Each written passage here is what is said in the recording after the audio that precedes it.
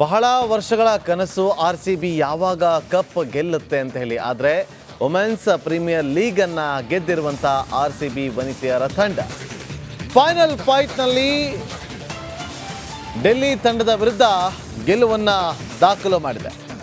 ದೆಹಲಿಯ ಅರುಣ್ ಜೇಟ್ಲಿ ಮೈದಾನದಲ್ಲಿ ನಡೆದಂತಹ ಫೈನಲ್ ಪಂದ್ಯಾವಳಿ ಫೈನಲ್ ಓವರ್ನಲ್ಲಿ RCB ವನಿತೆಯರಿಗೆ ರೋಚಕ ಗೆಲುವು ಸಿಕ್ಕಿದೆ. 8 ವಿಕೆಟ್ಗಳ ಗೆಲುವು ಸಾಧಿಸಿದಂತಹ ಮಹಿಳಾ RCB ತಂಡ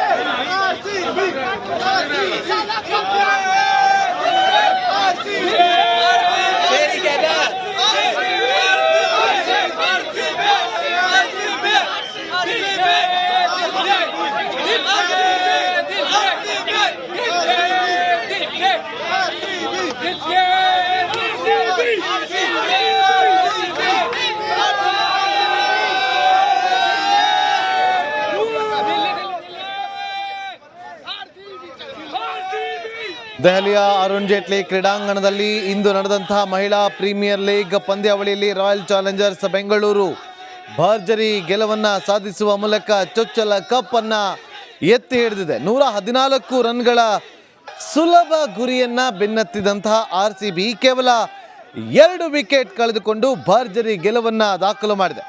ಈ ಮೂಲಕ ಅಭಿಮಾನಿಗಳ ಬಹು ವರ್ಷದ ಕನಸನ್ನ RCB ಮಹಿಳೆಯರು ನನಸು ಮಾಡಿದ್ದಾರೆ.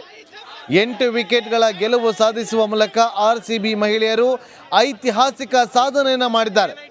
ಆರಂಭಿಕ ಆಟಗಾರ್ತಿಯರಾಗಿದ್ದಂತಹ ನಾಯಕಿ ಸ್ಮೃತಿ Mandhana 31 run, Sophie divine 32 run, ಮೊದಲ ವಿಕೆಟ್ಗೆ 49 ರನ್ಗಳ ಜೊತೆ ಆಟ ನೀಡಿದರು. ಎಲಿಸ್ ಪೆರಿ ಅಜಯ 35 ರನ್ ಮತ್ತು ರಿಚಾ ಘೋಷ್ 17 ರನ್ ಗಳಿಸುವ ಮೂಲಕ ತಂಡಕ್ಕೆ ಅಮೋಘ ಗೆಲುವನ್ನು ತಂದುಕೊಟ್ಟಿದ್ದಾರೆ. ಟಾಸ್ ಗೆದ್ದು ಮೊದಲು ಬ್ಯಾಟಿಂಗ್ ಮಾಡಿದಂಥ ಡೆಲ್ಲಿ ಕ್ಯಾಪಿಟಲ್ಸ್ RCB ಬೌಲಿಂಗ್ ದಾಳಿಗೆ ನಲುಗಿ 18.3 ಓವರ್ಗಳಲ್ಲಿ ತನ್ನ ಎಲ್ಲ ವಿಕೆಟ್ಗಳನ್ನು ಕಳೆದುಕೊಂಡು ಕೇವಲ 113 ರನ್ಗಳಿಗೆ ಆಲ್ಔಟ್ ಆಯಿತು. ಡೆಲ್ಲಿ ಪರ ಶಫಾಲಿ ವರ್ಮಾ 44 ರನ್ನನ್ನು ಸಿಡಿಸಿದರು.